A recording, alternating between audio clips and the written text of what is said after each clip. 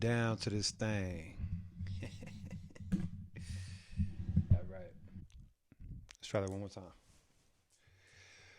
Welcome to episode 3 of the People's Podcast. Excellent, excellent. All right. So we are going to start off with some current events. Lot happening in the world. Lot happening in the world as always. To start off in the realm of geopolitics, NATO, North Atlantic Treaty Organization, I believe, just got a new member, Finland. And you might be asking yourself, Corey, why are you telling me about Finland joining NATO? Well, very important ramifications on the geopolitical scale. Finland shares a large border with Russia. The purpose of NATO and the objective of NATO is that they defend each other militarily. So if one NATO country gets into a altercation, technically all NATO countries get into an altercation. And, this ongoing war with Ukraine and Russia has serious implications for that.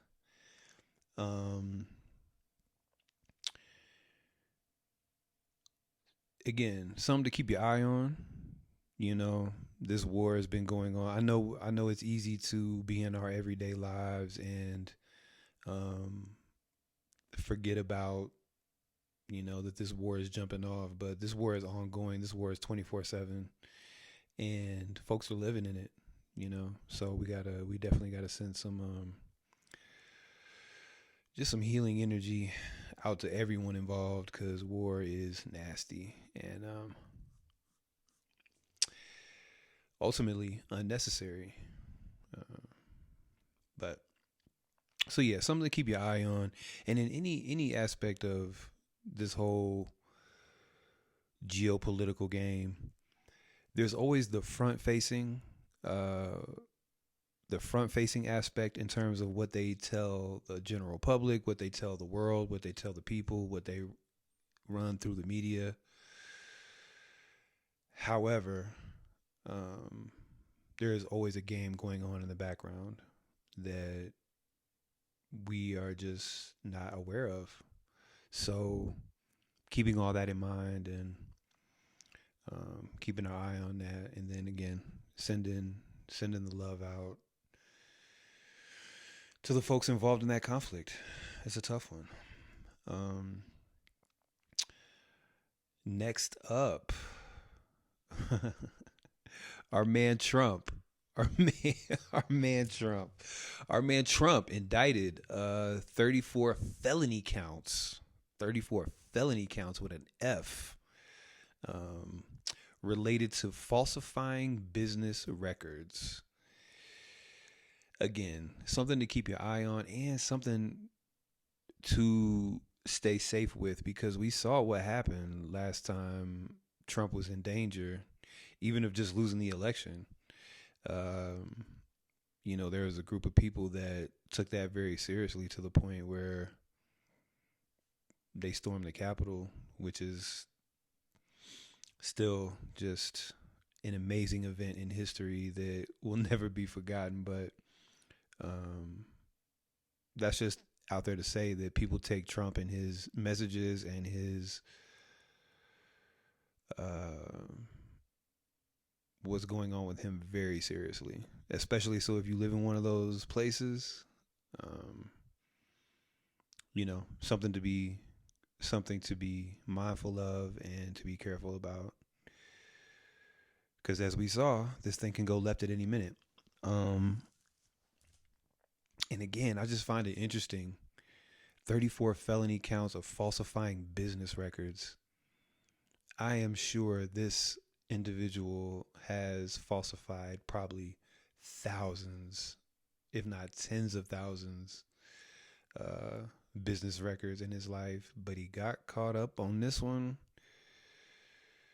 for paying a woman off that he had sex with. Karma, karma. The universe does not forget. So let that be a lesson to all of us. In addition, also, two Tennessee senators, two Tennessee senators were voted out of their respective positions in the state legislature, I believe. Two black men, and the reason that happened was because they were participating. Prior to that, they participated in a demonstration for stricter gun rights in around the country and in Tennessee specifically. There's been a lot of like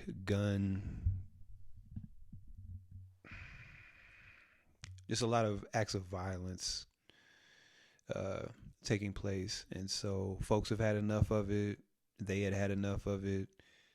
They did some demonstrating. They came back to the job and they were fired essentially by their peers by a vote. There was a third senator that also participated in these acts. She was spared, though.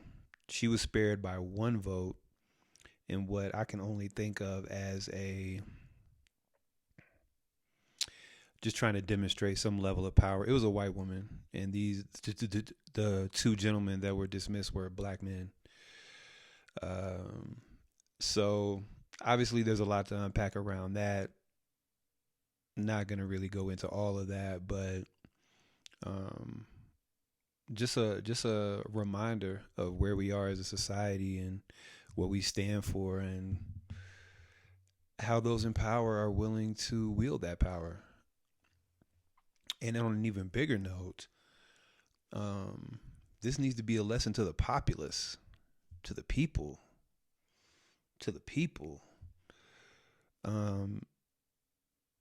They voted two senators out for doing something that they didn't like. We need to have that level of organization and cooperation and collaboration to vote people out that we don't like. Honestly, if it was up to me, probably about 90% of Congress would get the axe. Not the axe. Poor choice of words. Would get kicked out of Congress, and because they are not looking out for our benefit. They're not looking out for our best interests. You got to remember, Congress is where the laws are made. Congress is where a lot of the stuff that takes place in our daily lives, the rules and regulations that govern that, are created in Congress. And so there's a lot of things that are messed up in society, which means there's a lot of things messed up in Congress. Congress is not doing its job for the common good. They're doing their job for the people they're supposed to do good for, which is their corporate donors. But that's not us. That's not the majority of people. So we can take a lesson from this, that this is how the process works, and this is how we can switch this system up, create better laws, get better people in these offices to create a better standard and quality of life for everybody. That's how we need to do it. And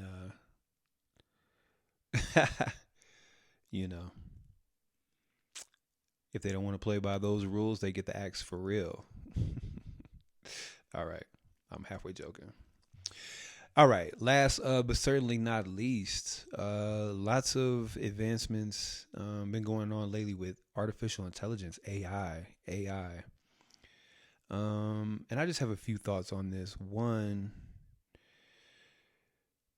AI is going to be a tool, and just like a tool, what it does will depend on the person that uses that tool. So long story short, I feel like AI can be used for good. It can be used for evil. It just depends on who's running it, who's programming it, who's overseeing it, who's using it, etc. So I don't necessarily see it as a bad thing. In our current social state with the powers that be, uh, it could very much be a bad thing because they have not shown the ability nor the restraint to be able to use these kind of tools to the benefit of the common good. Most often, these tools are used for a benefit of the very few, those who can afford it, those who can manage it, those who are just part of certain power circles. So it is something to, again, all the current events and all the news, things to keep your eye on, and to make choices around them wisely. I think I read a article about how the first fully automated McDonald's, so completely run by AI, they take your order, they fulfill your order, get you on your way, popped up. And so fast food restaurants fully automating with AI staff. I remember reading something about how Walmart is doing a lot with AI and stuff. And so the point I'm getting to is that companies' bottom line is going to be profit, and you don't have to pay a robot. So any way that they can cut costs by using AI, they are going to do that. And so we have to be prepared for that. We have to be prepared for that. Folks in the workforce got to be prepared for that. And there's a number of things I think we can do, which I'm probably not going to go into on this podcast, but in this particular episode. But I think a general piece of advice is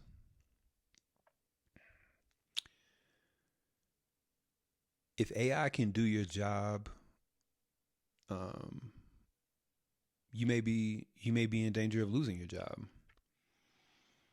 If you're looking for the next step and maybe a set of skills to acquire, the set of skills to acquire is the ability to program the AI, manage the AI, because as AI's influence and ability grows, they're going to need more people to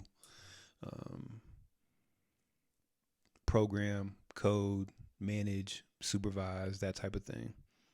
So definitely something to keep an eye on, definitely something to look into.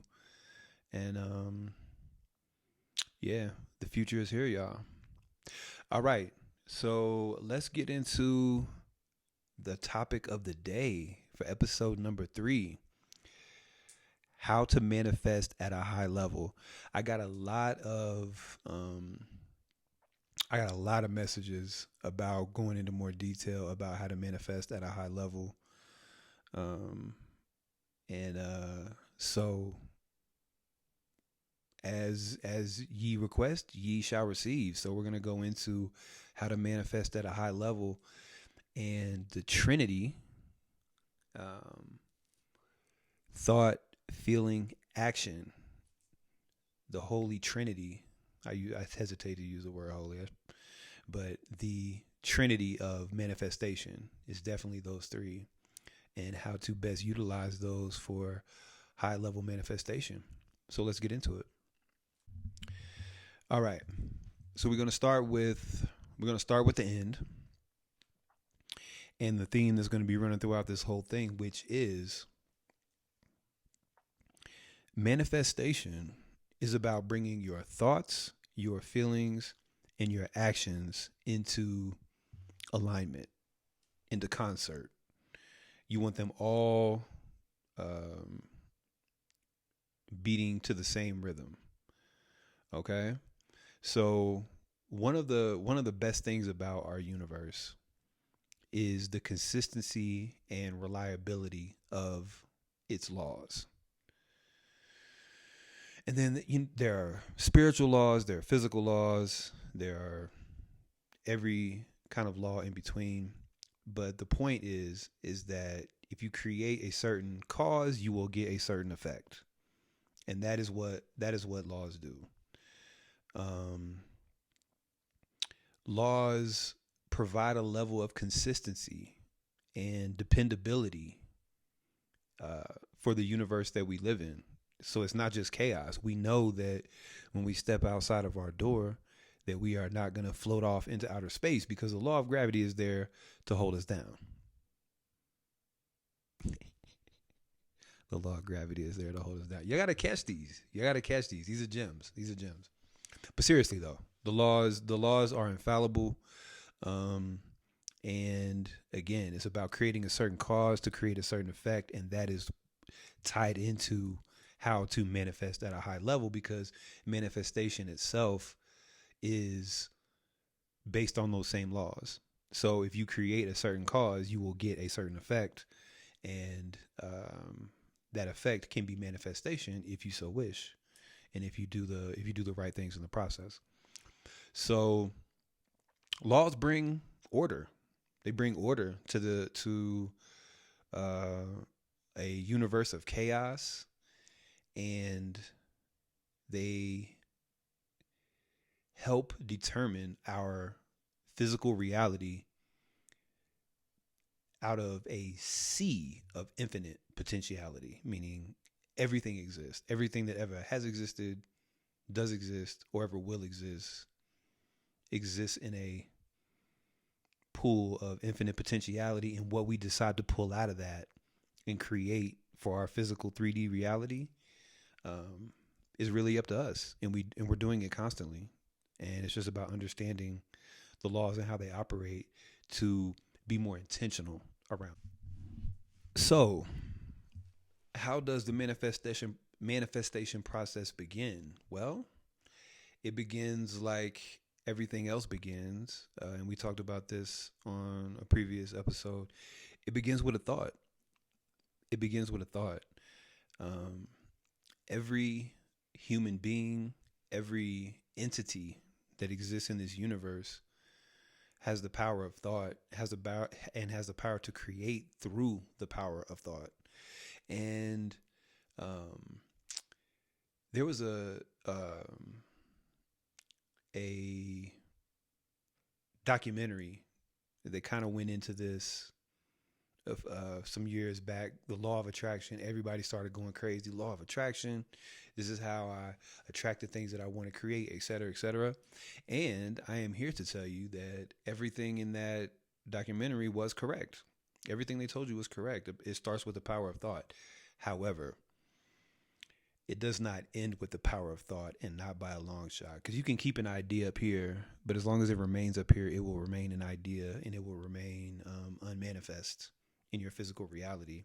And there are steps that need to be taken after that to actually hit that manifestation threshold. And that's what we're going to talk about. But the first step is the thought.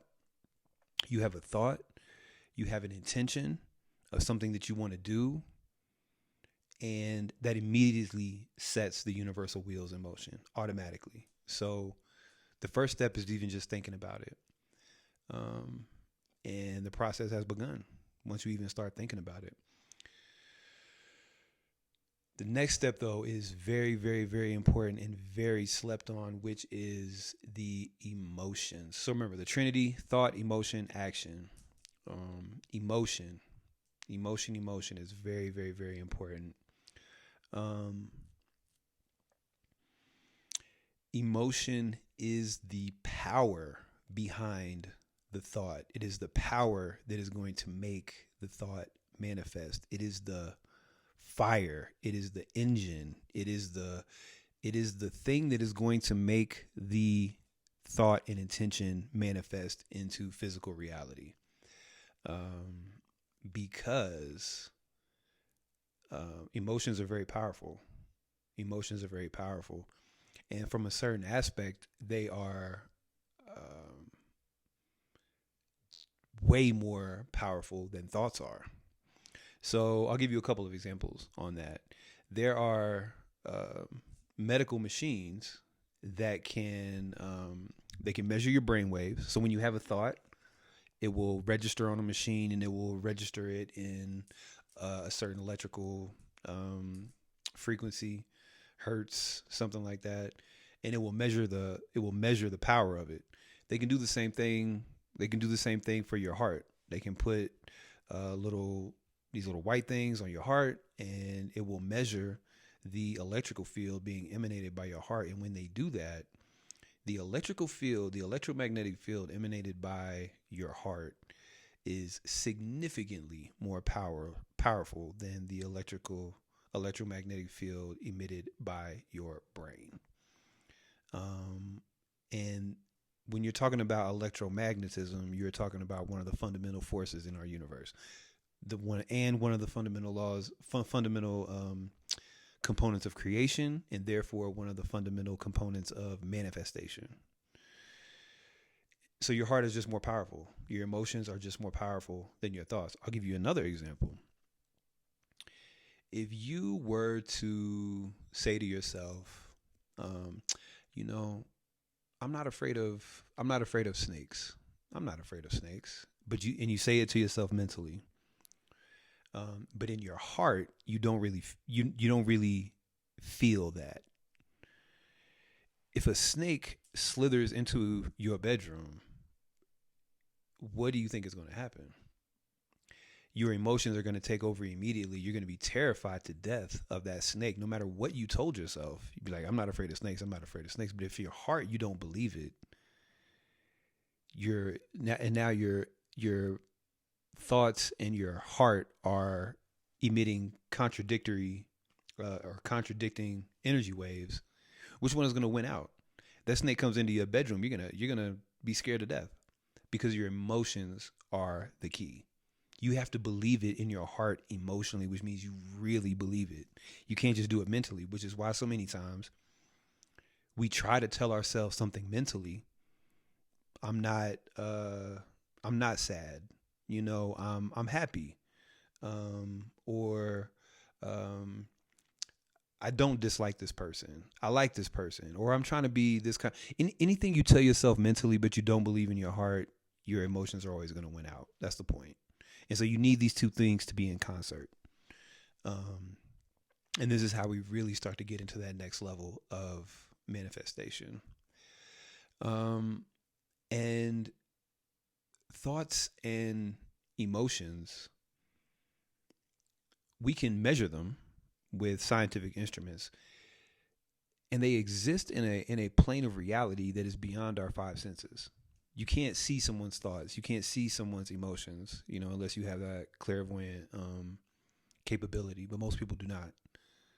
And so there is a quote unquote spiritual world that exists that lays the foundation for the physical world. The physical world is the effect.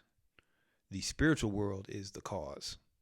What happens in this spiritual world, what happens mentally, what happens emotionally, what happens spiritually is what lays the foundation and the blueprint for physical reality. So remember, when you're looking at physical reality, you're looking at the end game. You're looking at the result. You're looking at what's already taken place in these other planes, in this other spiritual plane. So the key is to learn to manipulate the spiritual plane. And by default, by law, you will manipulate the physical plane. Okay?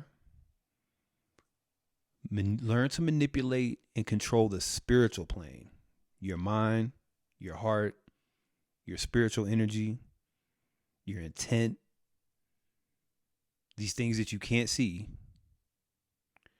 And that will determine your 3D physical reality that you can hear, see, smell, touch, taste, etc. So the spiritual comes first and the physical comes second. Okay, that's a key aspect of manifestation. All right, the third step, action. So you have a thought, something that you want to do, some kind of thing that you want to create or action that you want to take, thing that you want to bring about in your physical reality. You have an emotion tied to that. Okay, we talked about how important that was. The third step, action. Action. And the reason emotions are so, another reason that emotions are so important is because they drive us to action. And action is where now you are literally creating this thing in 3D. You are literally taking the steps to make this thing happen that you've thought about, that you feel in your heart that you want to do, and now you're taking the steps to make it manifest in your reality. So action is obviously a critical step, and persistent action, because we become and we embody and we manifest what we think and feel the most. What we think and feel the most. Critical distinction. If you have a certain thought pattern 18 hours out of the day, and then for 10 minutes you want to meditate on a different thought pattern, an energy pattern, an emotional pattern, this in contrast to what your default is going to win out. If I'm thinking, this is just an example, if I'm thinking negative, anxious, destructive thoughts 18 hours out of the day, and then for 10 minutes, 15 minutes, it doesn't even matter, as long whatever time period, if it's not the dominant time period, it's not going to lose out. It's going to lose out. So if I'm thinking of, if I meditate for 30 minutes on positive thoughts, but in the rest of my day, thinking negative, anxious, destructive thoughts, those negative, anxious, destructive thoughts are going to win out every single time. Okay. So it's about this consistency. It's about the consistency of your thoughts. What you think about the most, what you feel the most, is going to manifest. Period. Okay. And so it is really about bringing these things into concert, bringing your thoughts, bringing your emotions and your actions, and you focus them like a laser in that direction of your intention and that thing you want to create, and it will be created. The universe is a reflection. The universe is a reflection. So whatever energy state you hold, again, the most and the most consistently, that is the energetic reality the universe is going to reflect back to you. So you got to hold the vibration that you want to be in. You want to be rich, hold a rich vibration. You want to be powerful, hold a powerful vibration. You want to be more loving, hold a loving vibration. The universe will bring that back to you. Okay? There's no shortcuts. There's no shortcuts. You have to demonstrate through your thoughts, feelings, and actions that this is the reality that you want. Or it's going to give you the reality that you stay in most predominantly. Either way, the law is working. That's the point I'm trying to get across, is that the law of universal reflection, and that it's going to give back to you what you put out into it, is always working. So what are you putting out? What are you thinking about? What are you feeling? What kind of actions are you taking? Be intentional about these things. Be intentional, and then be intentional towards your goal. And that is how you manifest. Okay. All right. Getting down to the end here. So a couple last manifestation tips to manifest your desired reality. Picture yourself there. And of course, that's a mental process. And what do we say you need in addition to the mental process? You need the emotional process. Put yourself there physically. Lock your 5 senses into your imagination and imagine the reality that you want to be in. And in your imagination, in the reality in your imagination, feel your 5 senses. Feel yourself there. Feel yourself there. What are you smelling? What are you hearing? What are you seeing? What are you touching? What does it feel like to be in this reality that you want to be in? What does it feel like to be in infinite abundance? What does it feel like to be in infinite love? What does it feel like to be in infinite whatever, power, etc.? What does it feel like? Put your five senses in that and let your imagination do it. Okay? Because again, now you're starting to use the tools of universal creation to create what you want to create. Because this is how it works. The imagination. That's that first step that we talked about. Also, use the platonic solids. I know it might sound a little weird and it may feel a little weird at first, but when you are using the platonic solids, you are talking the language of how the physical universe created itself. So when things come from the spiritual to the physical, when things come from the unmanifest into the manifest, they cross that threshold. They are immediately geometric forms. And the geometric forms that we're talking about are the platonic solids. And then they build out from there. But if you use the platonic solids in your meditations and you combining that with your thoughts and your intent, and the thing that you want to create, you're literally using the same tools that were used to build this physical world, to create your world and to create what you want. So use those tools because the tools are already there. A couple other tips and tricks. Write it down. That's another way to bring it from a thought into the physical reality immediately, which is that if I have a thought that I want to create, say I want to start a taco truck. I love taco trucks, so that's why I use that example. But say I want to start a taco truck, I'll think about the taco truck, right? I'll have this feeling like, oh man, I really want to start this taco truck. I'll take some action. One of those first actions should be write it down. Start a taco truck. It can be that simple. Something. If you have a journal, put it in your journal. If you have a to-do list, put it on your to-do list. But just the act of taking something from your thoughts into the physical reality by thinking it and then writing it down, again, you're helping bridge that gap between the unmanifest and the manifest. So you're helping your case of manifesting. Along those same lines, speak it into existence. Talk about it to your friends, talk about it to your family, talk about it to yourself, talk about it inside your head. But the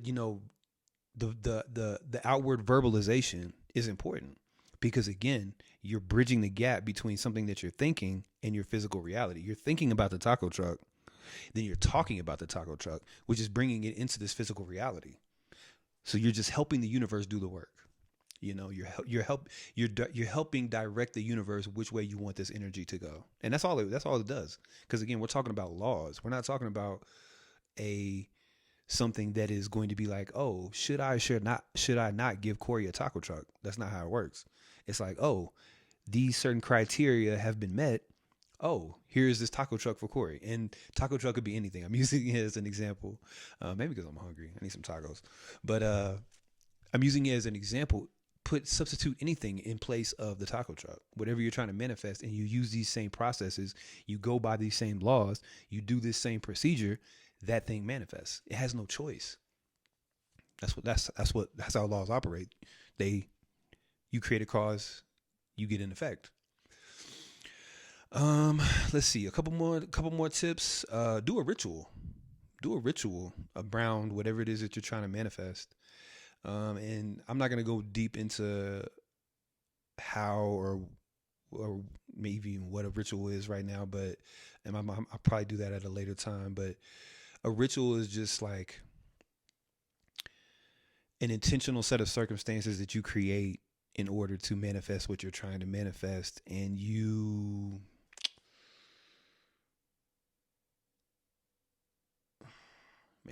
I gotta think about that one, how I want to describe that accurately, in terms of what a ritual is. But it is a set of, again, thoughts, feelings, emotions, and actions that take place in order to help bring about a certain outcome. So that's what you can consider a ritual is. But do a ritual. Do a ritual for whatever it is you're trying to manifest. And that can take a lot of different forms. I'll definitely do a whole episode on rituals because I feel like that's important. A couple more things.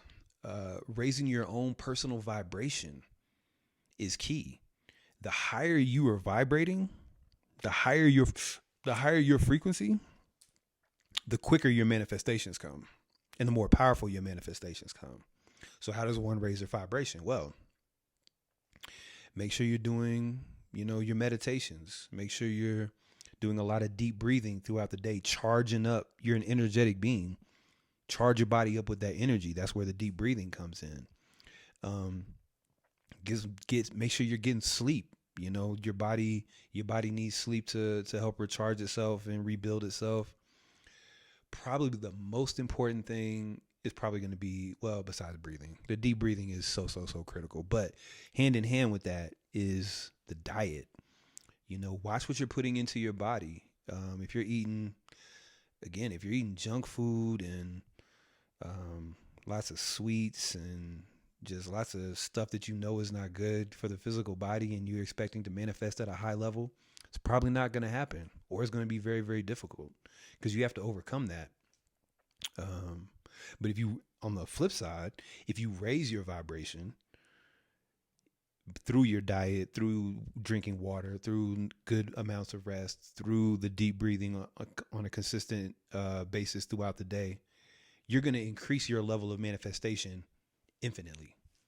You're going to say something and that shit's going to pop up. Okay? So really thinking about your physical vibration in terms of what you want to manifest is very important. So keep those things in mind. Next, ask yourself, what is this manifestation for? And where I'm going with this is it a individual thing? Or is it going to benefit the collective, the human or not even human, just the Earth collective or the solar collective, the galaxy collective? Is it going to benefit anyone other than yourself? Things that can benefit others in addition to yourself are going to manifest at a greater rate than things that are just for you. If you have a particular thing that you are kind of selfishly wanting to manifest for yourself, and it's only going to benefit you, again, you're not working with the laws of creation right there, because the laws of creation are about the collective well-being. So think about how this thing that you want to manifest can benefit others. Tap into that energy, and then now you're tapping in to the collective manifestation energy. Maybe last but not least, gratitude. Feel grateful for this thing that you're manifesting, that you are going to manifest, that you have manifested. Gratitude is one of the most powerful, most powerful energies we can create. And one of the laws that are attached to that is where your attention goes, your energy is going to go. So if you're thinking about something that you're grateful for, or for a thing that you're manifesting, you're going to put more mental, emotional, spiritual energy into that thing to help it manifest. And if it's already manifested, you're going to put the energy in it to help it grow. Because where attention goes, energy flows. So just feeling gratitude is one of the easiest and best and most effective ways to